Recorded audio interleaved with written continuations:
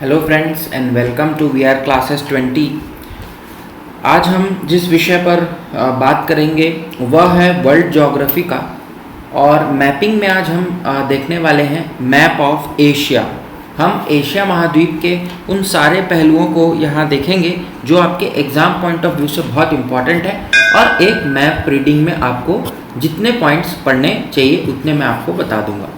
तो चलिए स्टार्ट करते हैं आज का वीडियो।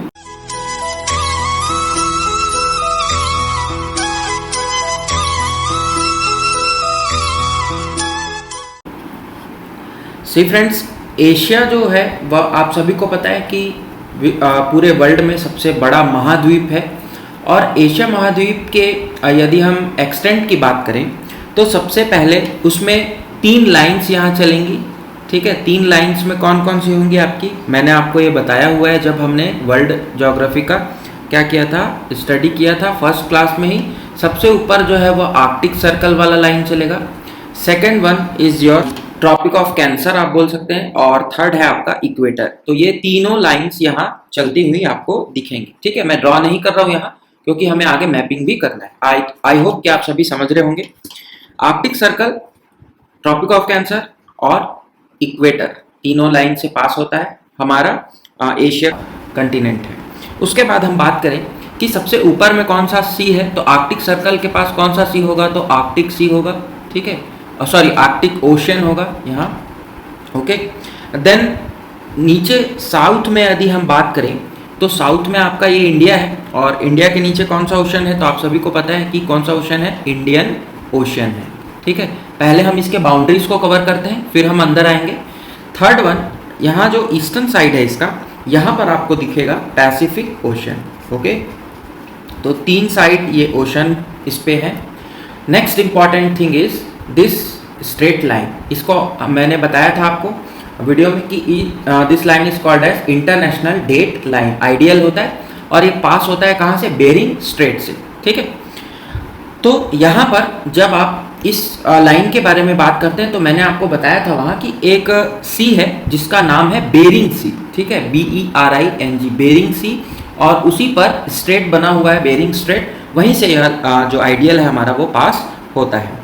देन हम आते हैं नॉर्दर्न मोस्ट सीज के लिए। ठीक है, ओशंस हमने देखा, महासागर हमने देख लिए, 3 महासागर हैं। अब हम कुछ इंपॉर्टेंट वहाँ समुद्रों की बात करेंगे, सागरों की बात करेंगे।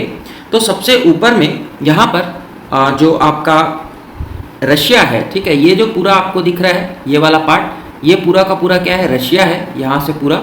ठीक है, तो मैं कंट्रीज पे बाद में आऊँगा, पहले मैं आउटर बाउंड्रीज को इसकी कवर कर लेता हूँ। यहाँ पर आपको दिखेगा बेरेंट सी। ठीक है, लोग यहाँ बहुत कंफ्यूज होते हैं, ये आपका है बेरिंग सी और ये आपका है बेरेंट सी। ओके, फिर यहाँ पर आपको एक और सी दिखेगा जिसका आप नाम लिख सकते हैं कारा सी। ठीक है, बहुत ज़्यादा मैं नहीं बताऊँगा, बहुत ही इंपॉर्टेंट पॉइंट्स को मैं यहाँ कवर करूँगा। फिर इस पार्ट में यहाँ पर आपको दिखेगा ईस्ट साइबेरियन सी। ठीक है, ये जो ऊपरी इलाका है यह साइबेरिया का इलाका है रशिया का। ठीक है, और यहाँ पर जो समुद्र है इसीलिए इसका नाम है ईस्ट साइबेरियन सी, और ये बेरिंग सी ऑफ कोर्स यहाँ तो है। फिर हम आते हैं थोड़ा नीचे, यहाँ पर आपको एक पेनिनसुला दिख रहा है। ठीक है, पेनिनसुला क्या होता है, प्रायद्वीप जिसे बोलते हैं जो 3 तरफ से पानी से घिरा हो। तो ये जो एरिया है आपका, इसे कामचाट का पेनिनसुला कहते हैं। ये भी एक इम्पॉर्टेंट क्वेश्चन है, पूछता है कभी कभी, इम्पॉर्टेंट है। कामचाट का पेनिनसुला ये रशिया का है, और इसी पेनिनसुला के अंदर जो सी है उसका नाम है सी ऑफ ओखोट्स। ठीक है, थोड़ा सा रशियन वर्ड है इसलिए आपको हो सकता है थोड़ा सा डिफिकल्ट लगे, सी ऑफ ओखोट्स। फिर आप आएंगे तो ये जो आपको 3-4 आइलैंड्स दिख रहे हैं छोटे छोटे, ये क्या है, ये पूरा का पूरा जापान है आपका। ठीक है, जापान का एरिया है, और यहाँ पर आपको जो सी मिलेगा वो, क्योंकि ये जापान है तो यहाँ पर जो सी हो जाएगा उसका नाम हो जाएगा सी ऑफ जापान। ठीक है, जापान का सागर। और फिर आप थोड़ा सा अंदर आएंगे तो ये एक आपको पेनिनसुला दिख रहा होगा। ठीक है, ये कोरियन पेनिनसुला है ये वाला। ठीक है, ये साउथ कोरिया, ये नॉर्थ कोरिया, और कोरियन पेनिनसुला और ये चाइना, इन दोनों के बीच में यहाँ पर जो सी है इसे कहा जाता है येलो सी। ठीक है, पीला सागर। ठीक, येलो सी। उसके नीचे में आप ये चाइना हो गया, तो चाइना के ईस्ट में होगा तो उसे क्या कहेंगे, ईस्ट चाइना सी, ठीक। और ये चाइना है, इसके नीचे यदि आप आएंगे, ठीक है, तो यहाँ पर इसे क्या कहेंगे, साउथ चाइना सी, क्योंकि हम आ गए हैं चाइना के साउथ में। तो ये 2 सी तो चाइना के नाम से और एक आपका जापान के नाम से है। कोरियन पेनिनसुला और चाइना के बीच में कौन सी सी हमने देखा, येलो सी। आप सारी चीज़ों को नोट डाउन जरूर करिएगा, ऐसे ही आपको ब्लैंक मैप में प्रैक्टिस करना चाहिए, ठीक है। अब हम आगे बढ़ेंगे, हम आ जाते हैं थोड़े से और नीचे की ओर, और यहाँ पर हम देखते हैं साउथ चाइना सी के बाद जो इम्पोर्टेंट, एकदम इम्पोर्टेंट जो सी हमारे पास है वह है आपका जावा सी, ठीक है। यहाँ पर ये जावा आइलैंड है, यहाँ पर एक जावा सी आपको दिखेगा। वैसे तो यहाँ सभी जगह अलग अलग नाम से ये सागर मिलता है, जैसे फ्लोरेस सी है, यहाँ बांदा सी आपको दिखेगा, ठीक है, तिमोर सी यहाँ दिखेगा आपको। तो इस तरह से आपको बहुत सारा, फिर आराफा बुआ सी दिखेगा। तो वैसे तो बहुत सारे हैं, लेकिन आपको ये जावा सी इम्पॉर्टेंट है, इसलिए मैं बता रहा हूँ, ठीक है। फिर ये सुमात्रा हो गया, और इसके बाद हम इस तरफ आ जाते हैं इन आइलैंड्स के और वेस्टर्न साइड की ओर। तो यहाँ पर तो आपको हमारा प्यारा भारत दिख रहा है, और इसके ईस्ट में जो है वो है बे ऑफ बंगाल, आप सभी को पता है बे ऑफ बंगाल है। और भारत के जो वेस्ट में क्या है आप सभी को पता है, अरेबियन सी, अरब सागर है, ठीक है। अब अरेबियन सी और बे ऑफ बंगाल जहाँ पर यहाँ मिलते हैं, ठीक है, यहाँ पर जब ये मिलते हैं और इंडियन ओशन, तो ये तीनों का संगम यहाँ जो भारत की सबसे निचली हिस्से है और श्रीलंका, वहाँ श्रीलंका के पास वहाँ पर होता है। तो यहाँ पर आपको 2 चीज़ें देखने को मिलेंगी इस पॉइंट पर। तो ये जो पॉइंट है यहाँ पर आपको मिलेगा, या इस एरिया को हम बोलते हैं गल्फ ऑफ मन्नार, ठीक है, हिंदी में मन्नार की खाड़ी। और उसके राइट साइड में यदि आप जाएंगे इस तरफ, तो आप उसको कहते हैं पाक स्ट्रेट, ठीक है, पाक जल डमरू मध्य, ठीक। ये 2 इंपॉर्टेंट हो गया जो कि हमारे इंडिया से रिलेटेड है, इसीलिए हमको जानना बहुत ही ज़रूरी है। अब हम चलेंगे एक ऐसे स्थान पर जो कि मिडिल ईस्ट कहलाता है, ये जो आपका एरिया है। और यहाँ पर आपको दिखेगा ये जो एक मैं राउंड अप कर रहा हूँ इस एरिया को, ठीक है, ये बहुत ही इम्पॉर्टेंट एक पेनिनसुला है जो कि आपका पूरा का पूरा गल्फ कंट्री से घिरा हुआ है, ठीक है, खाड़ी देश इन्हें हम कहते हैं। हम देशों के बारे में अभी आएंगे तो वहाँ पर भी देखेंगे, बट अभी आप पूरे सागर और महासागरों को देख लीजिए। तो यहाँ पर जो ये जो हमने ये पोर्शन आप देख रहे होंगे, ये तो आपका क्या है, अफ्रीका है, अफ्रीका कंटिनेंट है। और ये वाला जो पोर्शन आप देख रहे हैं ये आपका यूरोप है, ठीक। इधर नीचे में आपको यहाँ ऑस्ट्रेलिया मिलेगा। तो इस तरह से कंटिनेंट्स हो गए। तो अफ्रीका और इस वाले जो एरिया है, ये जो हमने एरिया दिख रहा है, इसे आप सऊदी अरबिया कहते हैं। सऊदी अरबिया और अफ्रीका के बीच बोले तो यहाँ पर आपको एक समुद्र दिखेगा जिसे आप रेड सी के नाम से जानते हैं, लाल सागर, ठीक है। यहाँ हमने देखा था पीला सागर, ठीक। लाल सागर के बाद यहाँ पर का जो एरिया है, ये जो एक ऐसे हॉर्न जैसा दिख रहा है, इसे हॉर्न ऑफ अफ्रीका कहा जाता है, ठीक है। और इसको याद करने के लिए जो कोड है, या इस पर जो एडजॉइनिंग कंट्रीज जो होती है ना 4, उनका नाम होता है सीड, ठीक है। जब मैं अफ्रीका पढ़ाऊंगा तब आपको और डिटेल में करूंगा, अभी आप जान लीजिए। तो ये जो हॉर्न ऑफ अफ्रीका है, इसके पास जो एक गल्फ है, इसको आप कहते हैं गल्फ ऑफ एडन, एडन की खाड़ी। और लाल सागर और एडन की खाड़ी को यहाँ पर एक स्ट्रेट जोड़ता है, ठीक है। 2 जो जल के मार्ग होते हैं या जल के सोर्सेस हैं, उनको जोड़ने वाले को स्ट्रेट कहा जाता है। तो यहाँ पर जो स्ट्रेट है उसका नाम है स्ट्रेट ऑफ बाबल मंडेल, ठीक है, बाबल मंडेल स्ट्रेट। ये इंपॉर्टेंट है, एक ये स्ट्रेट इंपॉर्टेंट है और एक अभी मैं यहाँ पर बताऊंगा। तो दोनों को आप अच्छे से देख लीजिएगा, ये आप नोट डाउन कर लीजिए, straight of Babal Mendel. Then हम ऊपर आते हैं, इस पेनिनसुला के जो ऊपर में एक बना हुआ पेनिनसुला है उस पर आएंगे। तो यहाँ पर का जो एरिया है ये आपका कहलाता है पर्शियन गल्फ, ठीक है। ये क्या कहलाता है, पर्शियन गल्फ। और ये वाला जो इलाका है, ये वाला जो क्षेत्र है, उसे आप ओमान की खाड़ी कहते हैं, गल्फ ऑफ ओमान, ठीक। ये ओमान का कंट्री है और इसी पर ही उसका नाम पड़ा गल्फ ऑफ ओमान। ये ओमान दिख रहा है आपको। अब पर्शियन गल्फ और गल्फ ऑफ ओमान को जो स्ट्रेट जोड़ता है, ये क्वेश्चन बहुत ही इंपॉर्टेंट है, क्योंकि यहाँ पर आए दिन जो झड़प होती रहती है, नौसैनिक लड़ाइयाँ हो सकती हैं। ये बहुत इंपॉर्टेंट स्ट्रेट है और ऑयल के लिए, ऑयल के क्षेत्र के लिए ये जो स्ट्रेट है ये पूरे वर्ल्ड में इंपॉर्टेंस रखता है। इसका नाम है स्ट्रेट ऑफ हर्मुज।